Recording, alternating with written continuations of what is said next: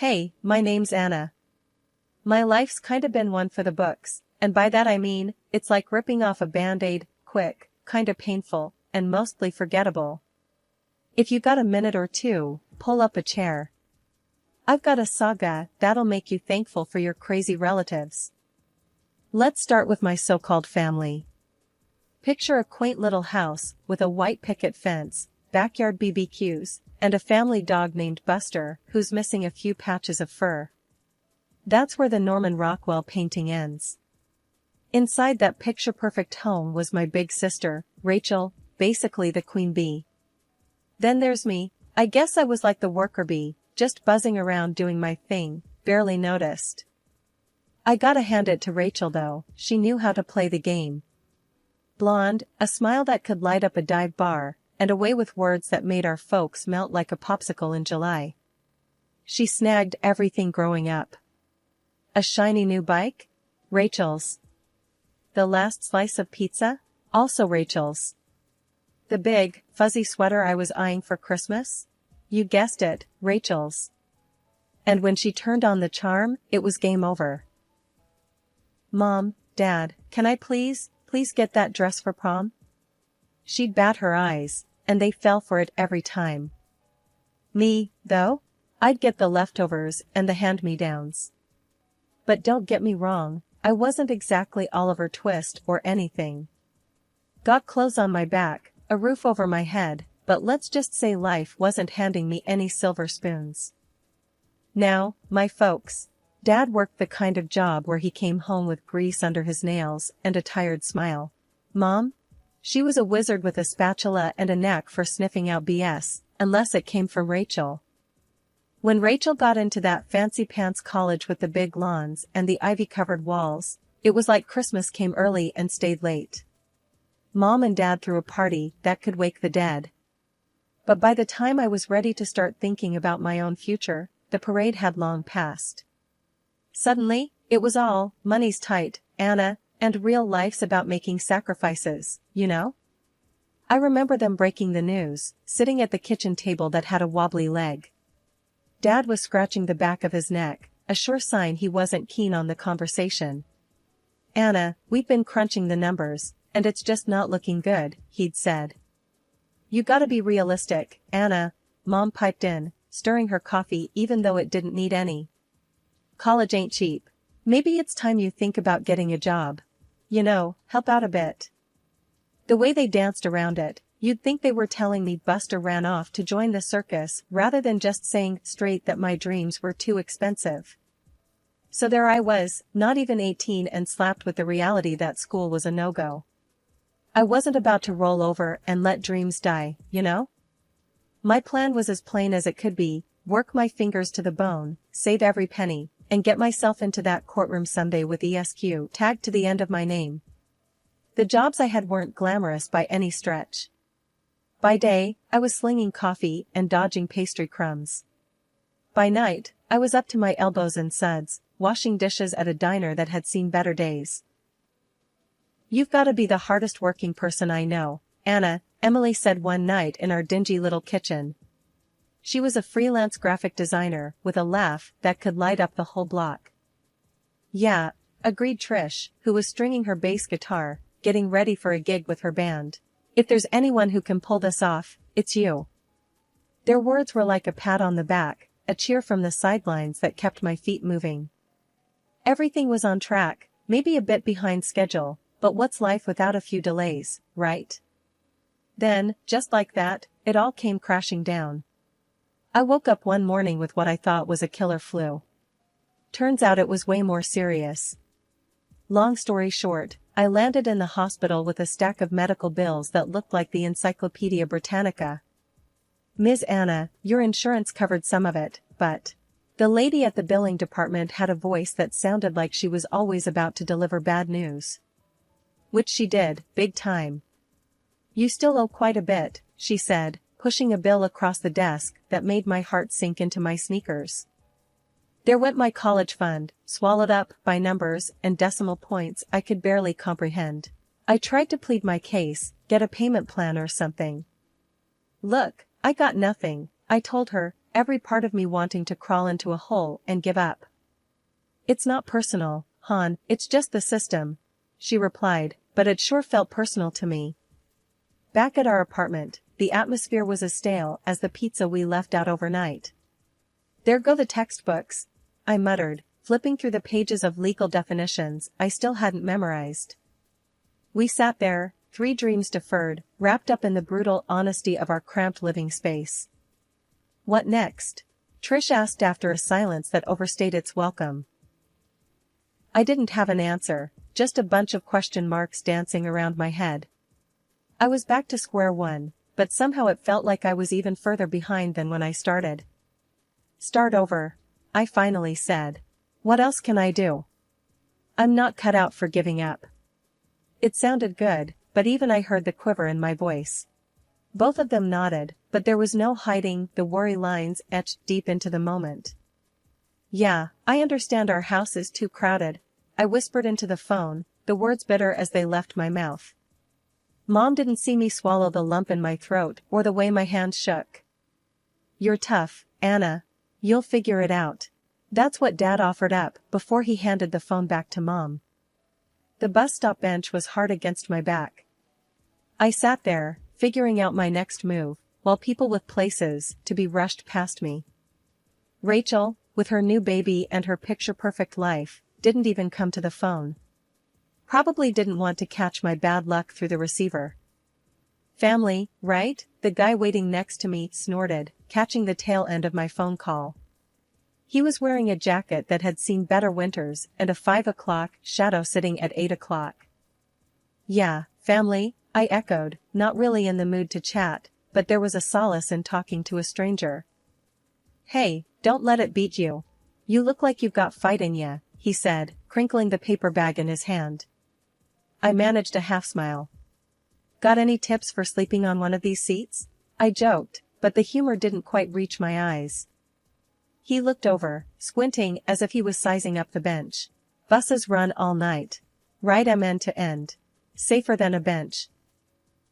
His words hung in the air as my phone buzzed with a low battery warning. Great, add that to the list of today's hits. The bus hissed as it came to a stop in front of us. Its doors yawned open, inviting us to go wherever it might take us. The guy got on the bus, finding a seat among the tired faces of nighttime commuters. I stayed back, bus fare tight in my fist, not ready to commit to just riding around in circles yet. I pulled my suitcase and started walking, the wheels drumming a lonely beat on the sidewalk. The streetlights flickered overhead, and in their stuttering light, I made a silent vow. This isn't how my story ends. Holding on to that thought, I walked through the night. Every step was a defiance, every breath a promise that I would claw my way out of this hole. "Come on over, kid," Aunt Marlene's voice came through the other end like it was pulling me out of quicksand. I never thought I'd be so happy to hear that raspy tone of hers. When I got to her place, she didn't waste time on pleasantries or useless small talk. "You look like hell," was her greeting as she ushered me in, her hand firm on my back. I spent the first few days in her guest room, trying to piece myself back together. She didn't press me for details. She wasn't the type for cozy heart-to-hearts, but I could tell she was waiting for me to start talking. Finally, as we sat at her cluttered kitchen table, flanked by plants that seemed as tough as she was, Aunt Marlene set down her mug and looked at me with those piercing eyes. "What do you want, Anna? Really want?" It made me nervous, like I was on one of those makeover shows, and this was the big reveal. But I was too tired to beat around the bush. "I want to be a lawyer, Aunt Marlene." My voice carried an edge of desperation I could no longer hide. She nodded, as if she already knew it. "If that's the case," she started, tapping her fingers on the table, the clinking sound mingling with the tick-tock of the wall clock, "I'll pay for your education." My heart jolted like it got hit by a punch of hope. "You serious?" "As a heart attack. But," she raised her finger, slicing the air with her condition, "you keep your grades up. No slacking." Her words were stern, yet there was a spark in her eyes, telling me she believed in me. "Really?" I couldn't help the grin that broke through, wide as the ocean. "Really? I didn't scrim and save just to blow my money on bingo and whiskey. I stood up and hugged her, tight, the words, "thank you," getting crushed between us. "Now, none of that mushy stuff," she grumbled, but she patted my back before shooing me off. "And you're gonna work for me, part-time. I need more help around here than I care to admit." "What kind of work?" I was eager, ready to do just about anything. "The kind that needs doing," she replied vaguely, with a dismissive wave of her hand. "We'll start with that jungle you call a hairdo, and move on to the yard work tomorrow." I laughed. It was a hearty, genuine sound I hadn't heard from myself in a while. "Deal." "Don't think I'm just being nice," Aunt Marlene warned. "You fall off, get lazy, and the deal's off." I shook my head, the seriousness settling back in. "Won't happen." She eyed me for a long moment, then smiled. "Good. Now, help me with these damn plants. They've got a better social life than I do." I spent the rest of the day covered in soil, pruning and watering, but the dirt never felt so good on my hands. Aunt Marlene made me work for every penny she was offering, but that was okay. The college days weren't a walk in the park. Aunt Marlene hooked me up big time, but the balance between the books and bills was like juggling knives, drop one, and it could cut deep. I'd blink open in the mornings after cramming civil procedure, with my alarm buzzing like a bee in a jar. Books spread across the desk like a buffet I didn't want to dig into. When my stomach grumbled, reminding me I was a human who needed fuel, I'd make a run to the nearest food joint on campus. "Regular?" Lily, who manned the counter, would ask with a knowing look as I approached. "Make it a double. Long night ahead," I'd say. She'd pass over the coffee and sandwich. "You're going to burn out if you keep at it like this." "Can't burn out when you're on fire," I'd quip, even though I felt more like kindling than a blaze. Nights turned into a blur of flashcards and frayed nerves. Whenever my phone buzzed, it was either a reminder for an unpaid bill or a message from Aunt Marlene asking how my day went. I always told her better than it actually was. Then things changed overnight. Aunt Marlene got real sick, like life-taking sick. I squeezed her hand more times than I could count in that too-quiet hospital room. I couldn't say much. What do you say when the person who's your rock is crumbling? "So, who's going to yell at me for eating cookies in bed when you're gone?" I tried to joke in one of those visits, struggling to keep it light. "You better not," she'd rasp, voice a whisper. Crumbs everywhere. We never talked about the money. It was like a silent agreement, the elephant in the room wearing a tutu nobody wanted to comment on. After she passed, I sat in that stiff lawyer's office, more nervous than I ever was for any exam. When the lawyer, a stiff man with a comb-over and glasses sliding down his nose, said, "She's left you the house, Anna," it was like Aunt Marlene was still looking out for me. "She what?" I blinked, gears in my head grinding to a halt. "The house. And," he fiddled with papers, "a considerable amount for your student debts, the rest, well, it's for you to figure out. Marlene was clear about making your own way." Despite the knot in my throat, I asked, "Did she say anything else?" "Just that she believed in you." He adjusted his glasses. "And that she'd haunt you if you gave up." I laughed through the tears. That was Aunt Marlene, all right. Leaving the office that day, I felt heavier and lighter at the same time. She gave me a legacy, not just in bricks and mortar, but in the belief that I could finish this last lap without her. I was neck-deep in prep for the next big exam when I heard the knock. 3 sharp raps, the kind that tell you this ain't gonna be a friendly how do you do. Pushing open the front door of Aunt Marlene's, my house, there they stood. Mom, Dad, Rachel, and her husband Dave, like some grim reunion. Rachel wasted no time. Her eyes hungry like she was window shopping. "Anna, look at us, all together again in this huge place." "Like a twisted sitcom, ain't it?" I drawled, leaning against the door frame. "Anna," Dad started in that tone, the kind that said, "Sit down, shut up, we've decided. We've been talking. This house should be for Rachel. She's got kids, a family." I raised my brows, incredulity playing on my face. No kidding? Sarcasm heavy as an anchor. Wrong house for that chat, then. Mom's lips tightened, a sure sign she was ramping up to a guilt trip. You'll understand when you have your own family. This is just practical. I must have missed the part where practical meant kicking me out of my own home.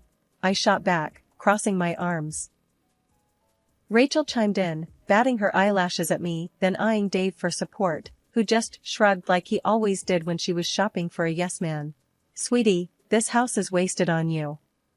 We could give it life, laughter, children running around. And what, turn Aunt Marlene's parlor into a romper room? The idea felt like acid on my tongue. There's no need to be rude, Dave mumbled, finally finding words. Right, because showing up to claim my house is peak civility, I snapped. You're being selfish, Anna, Dad grunted, convinced of his own righteousness. My laughter was bitter. Selfish?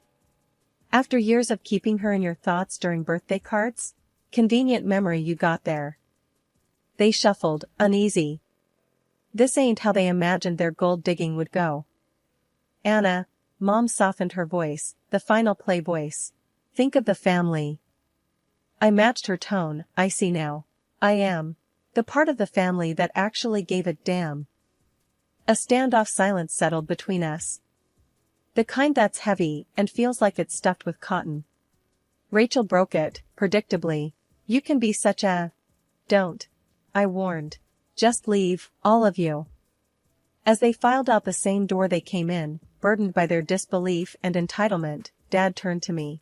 You'll regret this. I stood tall, looking him square in the eye. The only thing I'll regret is not changing the lock sooner.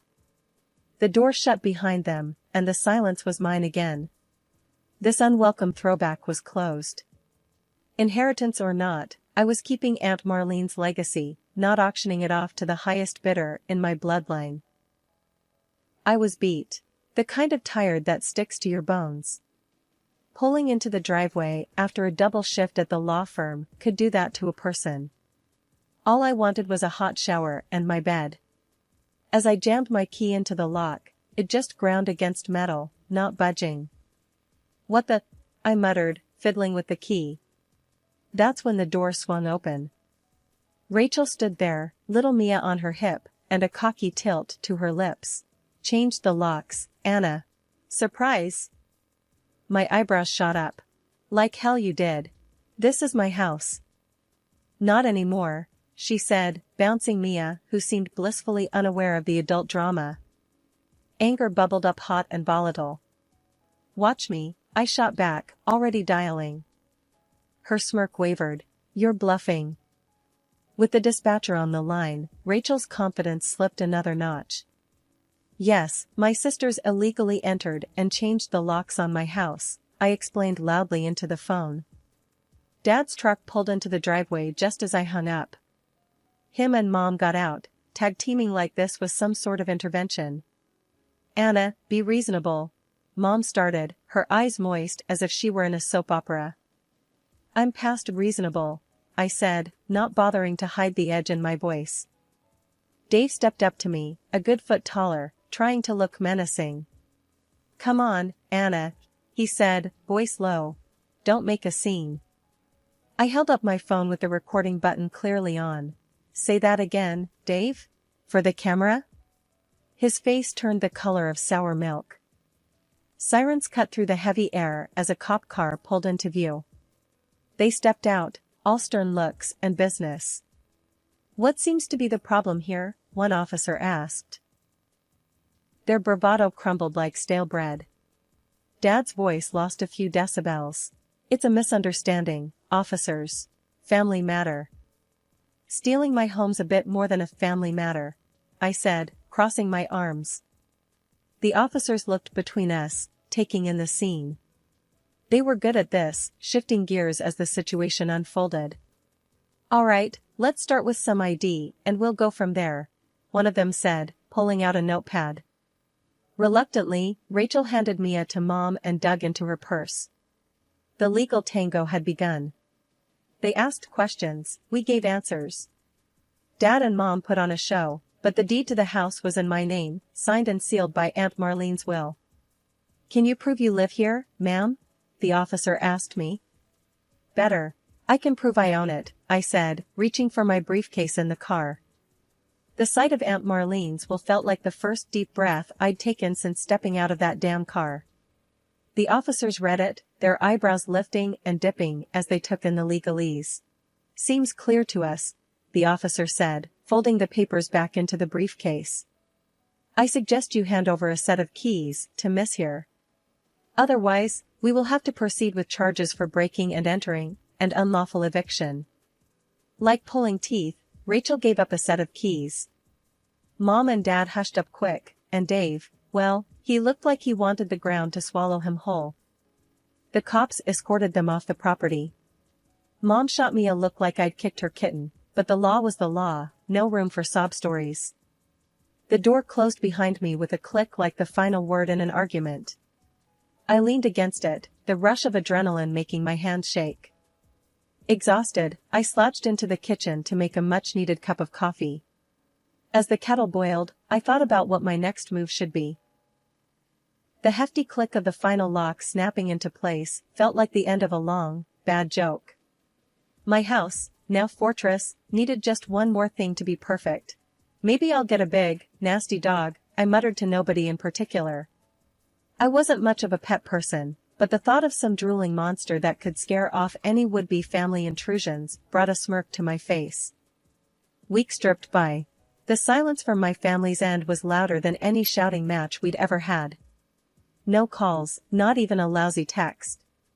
Sometimes, deep in the night when the work was done and the quiet was too much, I'd find myself on Rachel's social media page. She had a knack for the dramatic, photos of the kids, all sad eyes and pouty lips, captions nipping at my conscience.